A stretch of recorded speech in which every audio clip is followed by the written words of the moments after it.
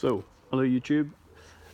This is what happens when you think you're a mountain biker, but actually you're a dad to two small children. So you end up photographing and filming your kit in your garden. So word of warning there. This little video is just a bit of a run through of some of the gear I use. I had a bit of communication on Instagram from some people who are as sad as me and like sort of geeking out at gear and looking at this kind of stuff. So I thought I'd do that tonight. Always feels a bit weird talking to yourself in the garden, but there we go. So it's not a definitive, exhaustive list of everything I own, but it's pretty much all the gear I wear on an average ride. So it's pretty much gravity focused, which you'll see pretty clearly. I'm going to cover some bits on the bike which have updated since the last time I did this, which was about a year ago. But I like geeking out on videos about gear, so I thought, why not? It's unscripted, so stick with it, and let me know if there's anything else you want to know anything about in the comments. So I'll look into this in a bit more detail.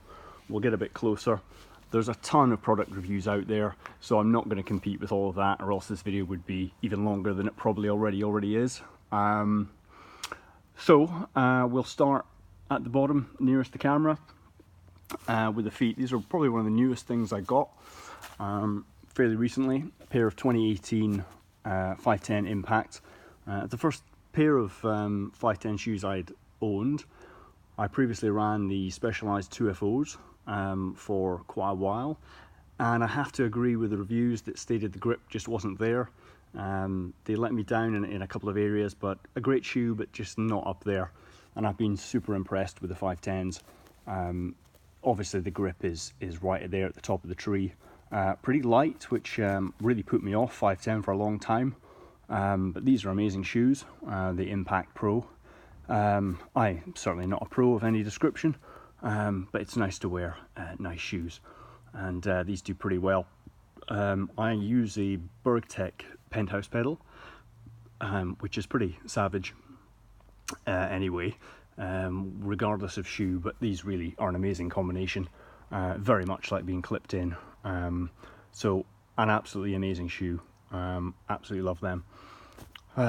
So where else now? A little bit of an interesting one. This goes back a fair few years, probably to around 99 to 2000. I have not ridden them all of that time. They were on offer through Dirt Magazine, rest in peace, back in the day, and they're actually Roach freeride pants. As I said, they probably are a fair age now, probably coming up to 20 years old next year, which is pretty shocking. But I'm old enough to remember cutting out magazine clippings and sending that to them and asking for a pair of these that their team rode for a few years back in the day. I dug them out of the wardrobe. They've hardly been worn in actually all of that time. I spent many years wearing shorts almost exclusively. But I'm a bit of a retro fiend, so I really enjoyed that. Their cut is pretty baggy. A lot of this heavy duty nylon, which works really well with abrasion. They get a bit hot, but they work pretty well, and I get a few compliments sometimes when people see the old logo. So there we go. Yeah, a bit of an unusual one. I would like to upgrade those maybe to a pair of Fox downhill pants, but if money was no object, blah blah blah. So sticking with some protection, the 661 Rage hard shell knee pads, I think these ones are called. I had hard shell 661 pads for quite a few years. They worked again pretty well. They were really bulky and didn't have any side protection. So as you can see from a lot of this stuff, it's covered in crap. I do ride this. I do not ride nearly as much as I would like to.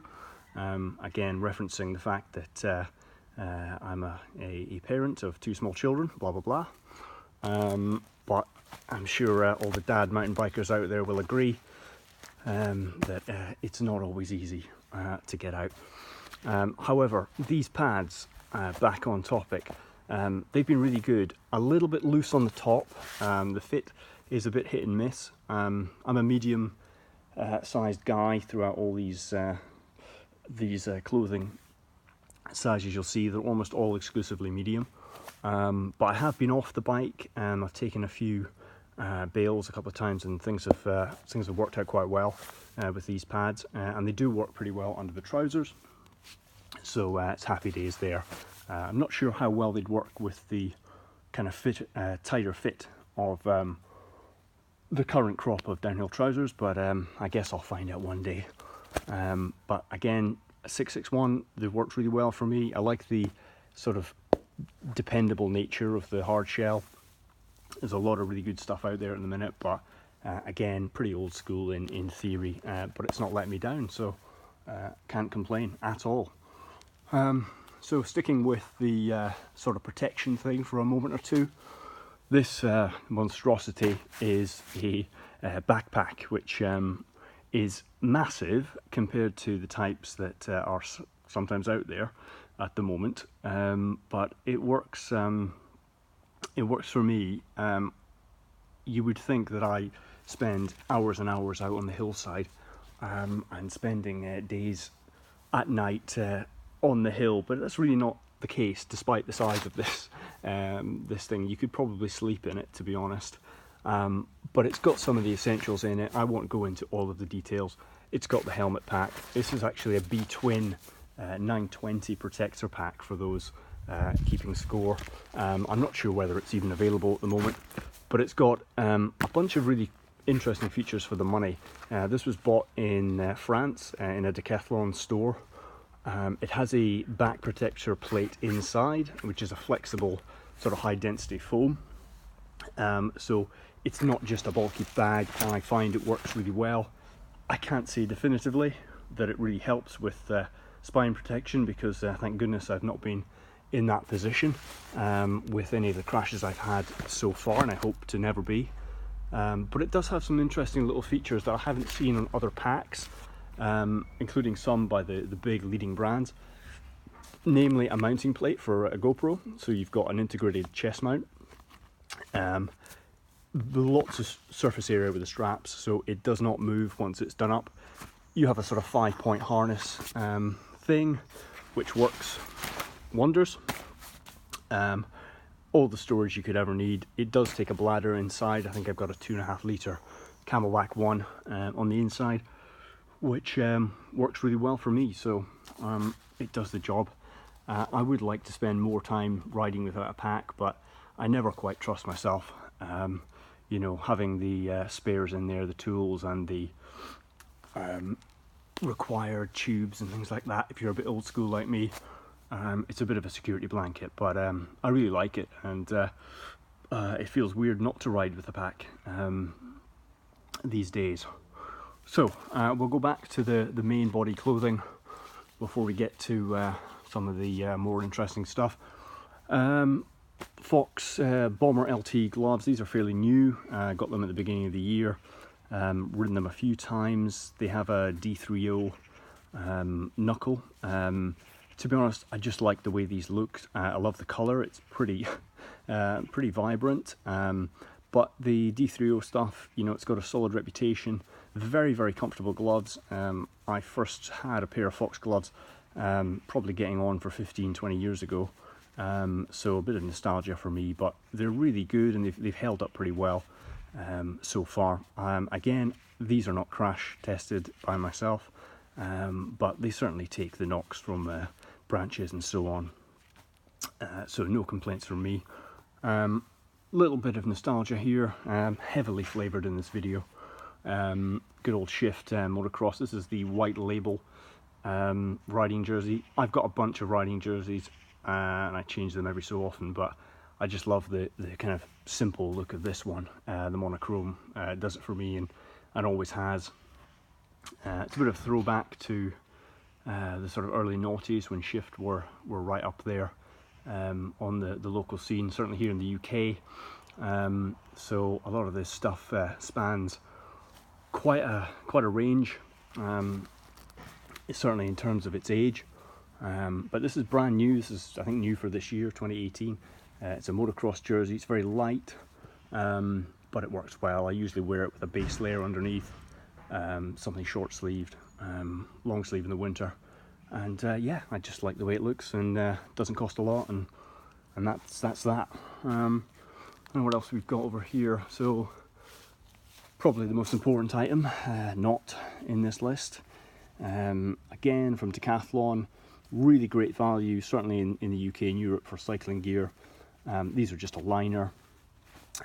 Pretty recently decided that, must be an age thing, but I thought, you know, I'm going to need something a little bit better on my backside than just putting up with nothing. And these have worked really well. They're really low key when you've got them on. They wear just like a pair of boxers, but there is a sort of full padded liner. I think these were about 13, 14 pounds, really cheap. None of this sort of nastiness with lycra, and of course if you wear it under something like a downhill pant, no one's ever going to know. But really comfortable for the money. You know, I'd be quite happy to pay more than double for what I'm wearing on this, but that was a real winner. I can't remember the name of these, but you'll see them on the Decathlon website if you go looking for padded undershort. But yeah, pretty valuable if you're getting old like me. So pair of shorts, pretty obviously. These are Madison Alpines.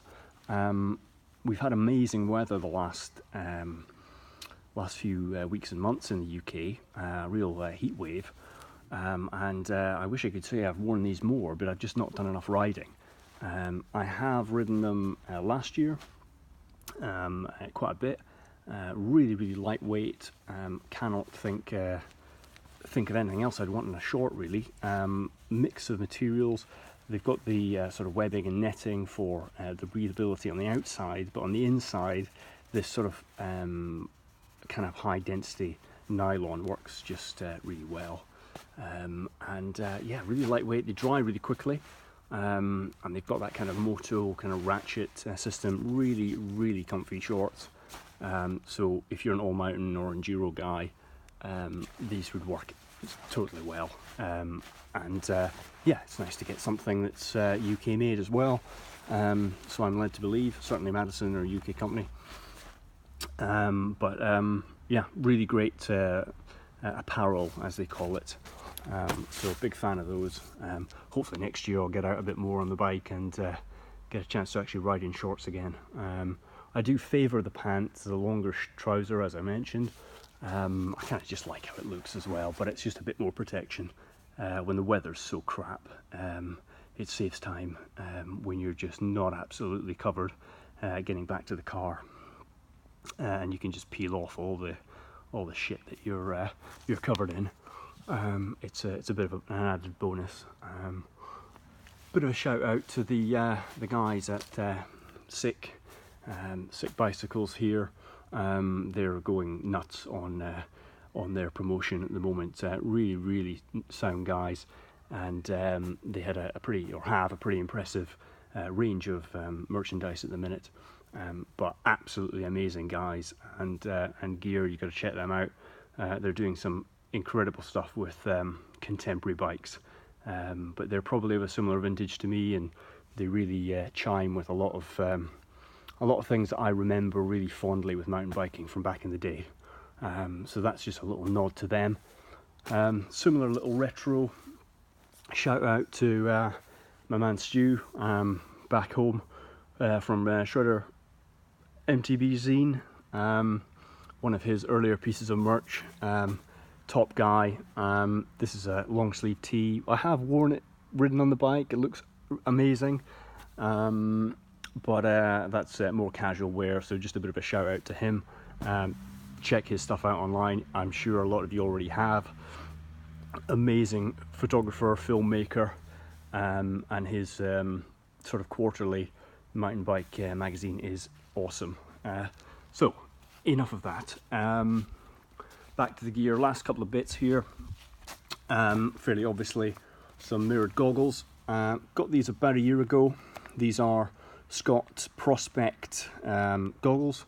These have a nose piece in them which you can take out. Again, the mirrored lens, pretty much over the top, certainly for most of the year in the UK, but we've been blessed with some amazing sunshine recently, so I haven't felt like too much of a tool wearing these, despite sort of looking like a stormtrooper most of the time on my bicycle. But these are probably the nicest goggles I've had to date. They are so comfy, massive field of view. They just don't budge, and really light as well, so that there's no pressure on the face. The foam is just so well sculpted. I found with previous goggles I wore 100% for a while. They were quite narrow on the nose, so I was not a big fan of that. When I put these on, it was almost like not having goggles on. It was really night and day. So these are absolutely amazing. I think I've seen a few walkthroughs on YouTube with people doing unboxings of these, so there is info out there on them, but these are fantastic, so I cannot speak highly enough of that. And then lastly, and somewhat most importantly, the Bell Full 9. I've got another video where I did an unboxing of this helmet, so I'm not going to go into too much detail about that. They're seen pretty much all over the place now at the moment, a really popular helmet design, but this is probably my favourite piece of cycling gear that I've ever owned, and I have owned Troy Lee helmets in the past, but this is just really cool, in my opinion, and amazingly comfy as well. So that's been a total winner. That's about it in terms of the gear, having made a mess of my small garden here. I'll do a bit of an update. I know this has been a bit rambling, it's sort of 15-16 minutes now.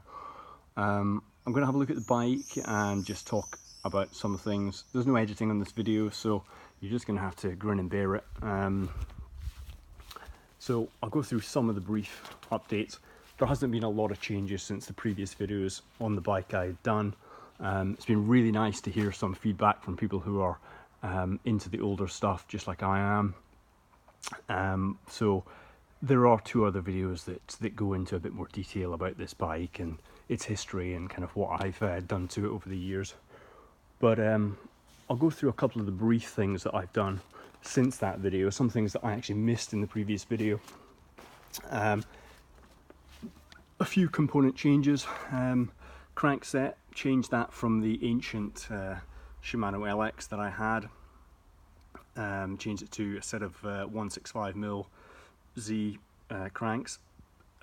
There's not much to say about them, they just work really well, give me a bit more clearance, and yeah, I've happily had those spinning for a couple of months now, so no complaints. Piece of cake to fit, and yeah, and coincidentally they are a very similar colour to the rest of the bike, so happy days. Just a bit of a shout out to a local setup called Bounce Cycles here in the northwest of England. They're based in Preston. They did my shock servicing and fork servicing at the front. So those guys are absolutely at the top of their game at the minute. They're just such a friendly bunch of guys. And most importantly, the work they carry out is second to none.